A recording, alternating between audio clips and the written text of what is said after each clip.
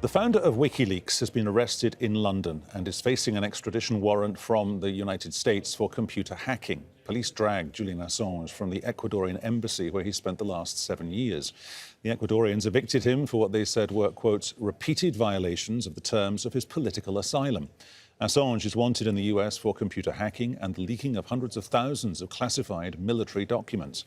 We have two live reports for you here on the News Hour on this developing story still. Shihab Rattansi will join us from Washington in just a moment with more on the US extradition request. We'll start with a conversation with my colleague Rory Challands, who's in London. So, Rory, he spent most of the day in court or in a van. What happens to him next? Well, the district judge who was hearing his case here at Westminster Magistrates Court in London was dealing with two issues that are being placed in front of him. The first was a domestic one relating to Julian Assange's entrance to the Ecuadorian embassy 7 years ago, 2012. When basically he skipped bail. That was exactly what the district judge said he'd done here, found him guilty on that. And that case has now been referred to a Crown Court for sentencing in a few weeks' time. Now, there was exchanges between the district judge and Julian Assange's legal team. Julian Assange's lawyer said that Assange didn't trust the British legal system to treat him fairly and questioned the impartiality of a judge who dealt with applications to throw out the arrest warrants against Julian Assange. And the district judge also said that Julian Assange's behaviour is that of a narcissist who can't get beyond his own selfish interests. The prosecution had also said that Julian Assange had tried to resist arrest when police were dragging him out of the Ecuadorian embassy earlier on today.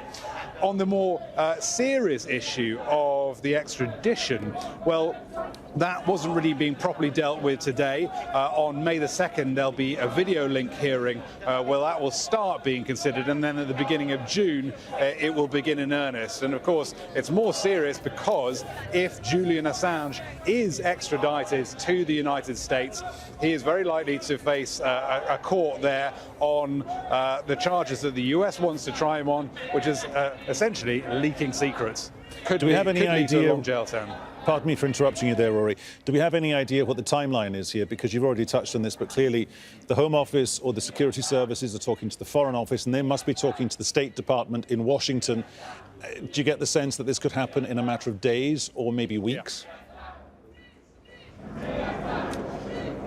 Well, a standard extradition process takes 21 days or so from arrest. So, no, it's not going to be a particularly fast thing. And it also has to go through various legal hoops. A judge must be satisfied that whatever the person is accused of is also a crime in this country. So the UK judge would have to say, well, whatever Julian Assange is accused of in the United States, for me to extradite him, it would have to also be a crime here. There are also human rights considerations that a judge would have to consider, and health considerations too. And then if Julian Assange doesn't like what an extradition judge has decided, he can go through appeals processes, first to the High Court and then to the Supreme Court. So no, it's not particularly fast, that process, but of course this is something that the United States wants to be pushed through as quickly as possible, so we'll have to see how long it takes when it actually comes to pass. Rory, thanks very much. Well, let's put this in context for you. A couple of weeks back, in fact a couple of months back in January, on our Talk to Al Jazeera show, I spoke with the Ecuadorian President Lenin Moreno. I asked him how secure Julian Assange's asylum status was at the embassy in London. You clearly don't like him being there. Are you prepared to force him out? The only way this could happen is if Mr. Assange fails to fulfill his commitment not to affect the politics of neighbouring countries. As every home or country that provides shelter, we have conditions for those seeking refuge. Mr. Assange has always been welcome in our embassy, and he has to respect those conditions. He should not interfere in the internal politics of friendly countries. There have been several recent opinion polls done by reputable publications in the States that seem to say you are under pressure to do something about the Assange issue. And there's pressure coming at you as well from the State Department in Washington. No, verdaderamente no. No, definitely not. We would not accept it under any circumstances. Our country and our government are sovereign. It's more problematic for Mr. Assange than for us, and we don't think that remaining at the embassy for more than 6 years is convenient in regard to his human rights. Lenin Moreno talking to us there back in January here in Doha. Shihab Rattansi joins us live here on the News Hour from Washington. Shihab, as far as they're concerned there, what might the legal process now shape up to be? Well, I think that the US government has been trying its best to pursue Julian Assange without setting a precedent that means that we could all get arrested if we publish something, if we report on something that the US government doesn't like because they say it's secret, even if it's in the public interest. Now, all of this stems from that leak in 2010 by Chelsea Manning, including various elements that we use extensively here on Al Jazeera, including that famous video of a US helicopter pilot shooting various Iraqis, including Reuters journalists, in Iraq. There were tens of thousands of documents leaked by Chelsea Manning, which showed evidence of war crimes in Iraq and Afghanistan, diplomatic contraventions of the law by US State Department officials, and it goes on and on. We use this database constantly. So if and this is what the Obama presidency tried to do, if you prosecute someone for publishing that information, well, that means we're all culpable. That means you can arrest someone from the New York Times for this kind of thing. So this is what the Donald Trump Department of Justice has come up with.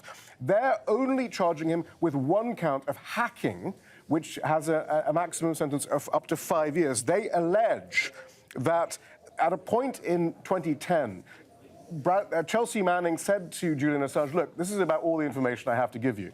And Julian Assange replied with this: curious eyes never run dry in my experience. So encouraging Chelsea Manning to leak more information. Then the indictment says that also in March, Manning provided Assange with part of a password for a Department of Defense computer. And this is what everything hinges on, these 4 words. And sometime in March, Assange told Manning, according to the DOJ, that he had had no luck so far in trying to crack that password. That's it, those 4 words. So, and also it alleges, as part of the manners and means of the conspiracy, that Julian Assange actively tried to protect and conceal the source, Chelsea Manning, from public exposure, which is what any journalist would do.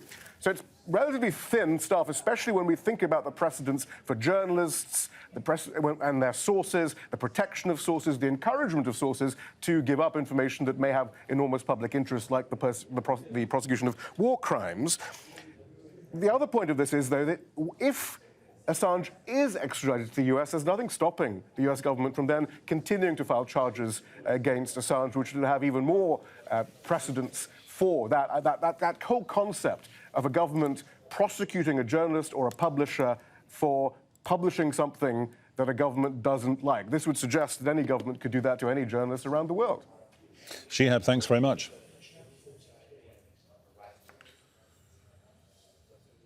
Let's bring in Renata Avila. She's a human rights and technology lawyer. She's collaborated in the legal case with Julian Assange over the past 10 years. She joins us on Skype from Belgrade. Renata Avila, what does Julian Assange do now?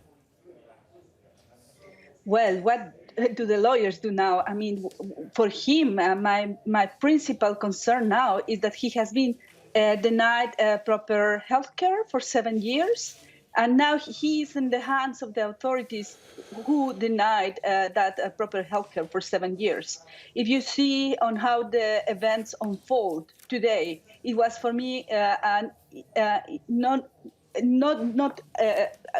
human treatment, the way that he was pushed out of the embassy and immediately forced to face court, a person that hasn't been outside for 7 years, that hasn't received urgent medical treatment, that has to deal with an immense pressure and a diagnosed post-traumatic stress diagnosed by his doctors. Okay, just let me interrupt for a second. When you talk about his health care and his health situation. Presumably, he is aware of his own health, and the Ecuadorian authorities inside the embassy are aware of whether he's got good health or not. But he wasn't detained in the embassy. He wasn't chained to a radiator. It was his choice to go into that building, and it was his choice to stay there for 7 years, and it was his choice to leave this morning. And he must have known, because he does court controversy, that's part of his MO, if you will, he must have known that when he walked out the building, there would be a scrum of policemen and women, there would be a scrum of the world's media.